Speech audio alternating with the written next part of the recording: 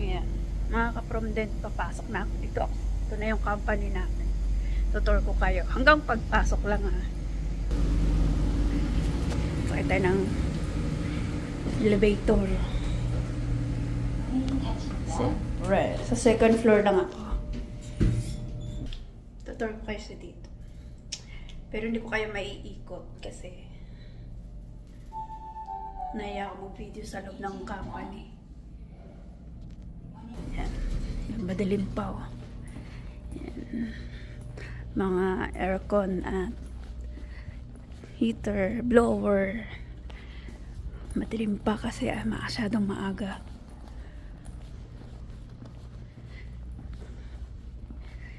Dito ako nagtatrabaho.